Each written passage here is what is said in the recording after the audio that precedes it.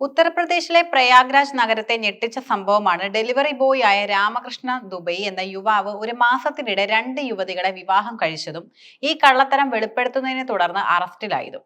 ആധുനിക കാലത്ത് സോഷ്യൽ മീഡിയയും ഡിജിറ്റൽ ജീവിതവും വ്യക്തിബന്ധങ്ങളിൽ സുതാര്യത ഉറപ്പുവരുത്തേണ്ട ഒരു കാലഘട്ടത്തിൽ ഇത്തരത്തിൽ ഒന്നിലധികം ദാമ്പത്യ ജീവിതങ്ങൾ സമാന്തരമായി മുന്നോട്ട് കൊണ്ടുപോകാൻ ശ്രമിക്കുകയും അത് ഒറ്റ ഫോൺ കോളിലൂടെ തകരുകയും ചെയ്ത ഈ സംഭവം ഇന്ത്യൻ നിയമത്തിലെ ബഹുഭാരിത്വത്തിന്റെ നിരോധനത്തെക്കുറിച്ചും വ്യക്തിബന്ധങ്ങളിലെ വഞ്ചനയുടെ ആഴത്തെക്കുറിച്ചുമുള്ള ഗൗരവമായ ചർച്ചകൾക്ക് വഴിയൊരുക്കുന്നു.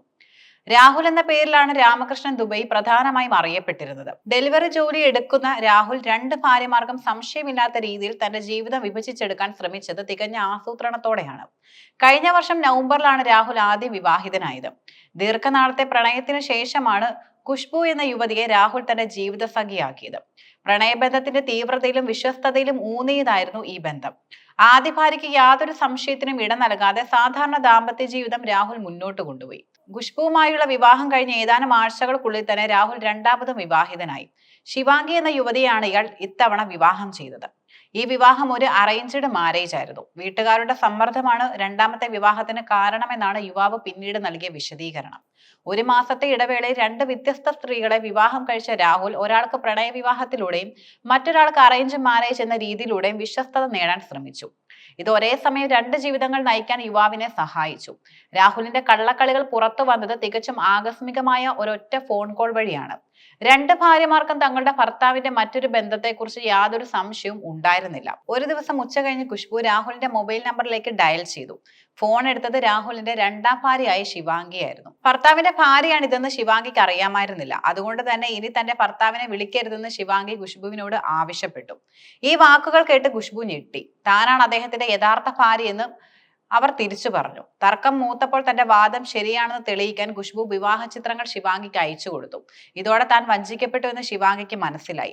ഇരുവരും ചേർന്ന് രാഹുലിനെ ചോദ്യം ചെയ്തു. പിടിയിലായതോടെ രാഹുൽ തന്റെ 2 വിവാഹങ്ങളും ഏറ്റുപറയുകയും വീട്ടുകാരുടെ സമ്മർദ്ദമാണ് ശിവാംഗിയെ വിവാഹം ചെയ്യാൻ കാരണമെന്ന് ന്യായീകരിക്കുകയും ചെയ്തു.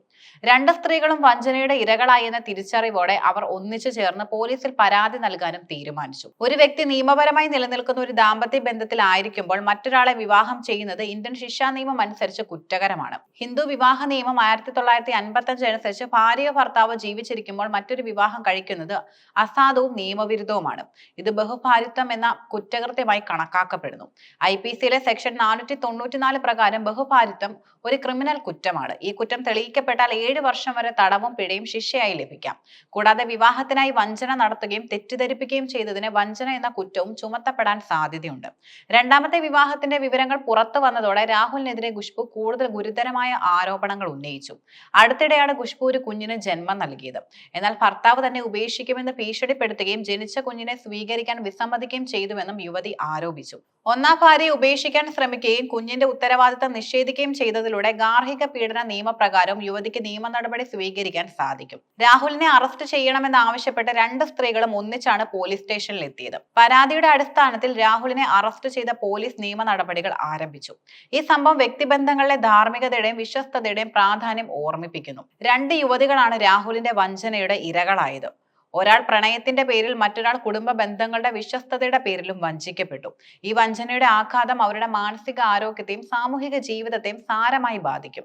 1 ഭാര്യയ്ക്ക് ജനിച്ച കുഞ്ഞിനെ ഭർത്താവ് നിഷേധിക്കുന്നത് കുഞ്ഞിന്റെ ഭാവിക്കും നിയമപരമായ അവകാശങ്ങൾക്കും ചോദ്യചിഹ്നമാവുന്നു.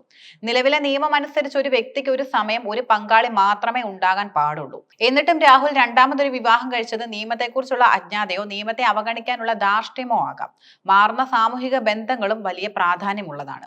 ഡെലിവറി ബോയിയെ പോലെ സാധാരണ ജോലി ചെയ്യുന്ന ഒരാൾക്ക് 2 ജീവിതങ്ങൾ സമാന്തരമായി മുന്നോട്ട് കൊണ്ടുപോകാൻ സാധിച്ചുവെന്നത് നഗരങ്ങളിലെ തിരക്കേറിയ ജീവിതത്തിലെ വ്യക്തികൾ തമ്മിലുള്ള ബന്ധങ്ങളിലെ മേൽനോട്ടം കുറയുന്നുവെന്നതിന്റെ സൂചനയായും കണക്കാക്കാം. ഉത്തർപ്രദേശിലെ ഈ സംഭവം നിയമവ്യവസ്ഥയുടെ പ്രാധാന്യത്തെയും വ്യക്തിബന്ധങ്ങളിലെ സത്യസന്ധതയുടെ ആവശ്യകതയും കുറിച്ചുള്ള ശക്തമായ ഓർമ്മപ്പെടുത്തലാണ്. 1 മാസത്തിനിടെ 2 യുവതികളെ വിവാഹം കഴിച്ച രാഹുലിന്റെ കള്ളക്കളികൾ ഒരു ഫോൺ കോളിലൂടെ പുറത്തായതിലൂടെ ഇന്ത്യൻ ശിക്ഷാ നിയമപ്രകാരമുള്ള ഗുരുതരമായ ക്രിമിനൽ കുറ്റമാണ് അയാൾ ചെയ്തിരിക്കുന്നത്. 2 ഭാര്യമാരും ഒറ്റക്കെട്ടായി നിയമ നടപടിക്ക് ഒരുങ്ങിയത് ഈ വിഷയത്തിൽ അവർക്ക് ലഭിച്ച ധാർമ്മിക പിന്തുണയുടെയും നീതിക്ക് വേണ്ടിയുള്ള പോരാട്ടത്തിന്റെയും സൂചനയാണ്. ഈ കേസിന്റെ വിധി സമാനമായ വഞ്ചനകളിലൂടെ കടന്നു പോകുന്ന മറ്റിരകൾക്ക് നിയമപരമായ പിന്തുണ ഉറപ്പാക്കാനും സഹായിക്കും.